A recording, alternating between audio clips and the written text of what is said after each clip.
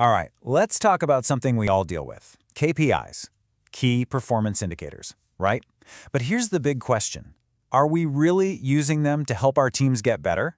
Or are they just a way to keep tabs on people?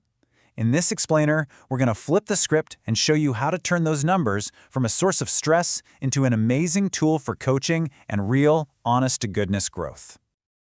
And this really gets to the heart of it. The whole point of metrics should be to support growth, not kill it. Think about it. The reason we track performance in the first place is to help people level up, to help them win, not to build this culture where everyone's terrified of making a mistake. But you and I both know that's not always how it plays out, right? So often, these KPIs become weapons. They turn into these tools of control, used to dial up the pressure and, catch people slipping. It might feel like you're being a tough, effective manager, but what you're actually doing is creating a whole lot of resentment and fear. And that right there is what we're calling the control trap. It's such a common pitfall for managers, and it's exactly where the incredible potential of KPIs just gets totally lost. I mean, look at the difference here. It's night and day, isn't it? On one side, the control mindset. All you're going to get is compliance. People doing just enough to not get in trouble, you get pressure, and you get fear. But a coaching mindset, that leads to commitment, to real performance, to actual meaningful growth. So the question is simple. Which side of this chart do you want your team living on? So how can you tell if you've fallen into this trap? Well, the symptoms are pretty clear. You start to see micromanagement, right? Managers just chasing the numbers instead of asking why the numbers look that way. Then you see people start gaming the system, hitting their targets by cutting corners or hiding a bigger problem. It all leads to this fear-based behavior, where everyone's focused on just looking good instead of actually being effective. And the conversations? They become interrogations, not discussions. It's a recipe for pressure, not progress. Okay, but here's the good news. It doesn't have to be this way. It is absolutely possible to make this shift. We just have to reframe our entire approach, and we can move from that control mindset over to a coaching mindset. And this is the big aha moment. This is the whole mindset shift right here. What if KPIs weren't judgments? What if they were just signals? Imagine in number dips, and your first thought isn't, ugh, who messed up? But instead, it's, what is this telling us? When you start seeing KPIs as signals, they become these interesting data points that invite curiosity, not accusations. And this quote just nails it, doesn't it? A great coach asks, what's getting in the way? Not, why didn't you hit your number? See the difference? The second question immediately puts someone on the defensive. It's an attack. But the first one, what's getting in the way? That opens the door to a real, collaborative conversation.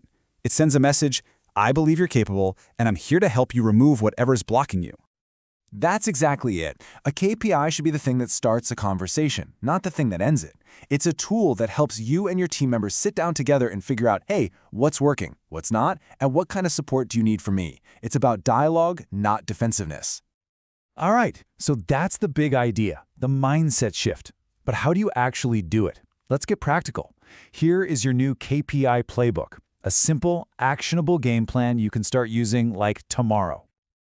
Think of this as your 4-step coaching framework. Super simple. Step 1, ask, don't accuse.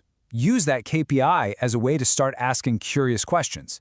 Step 2, collaborate, don't impose. Get your team involved in setting their own metrics. Come on, when people help build the target, they own it, right? Step 3 is all about context.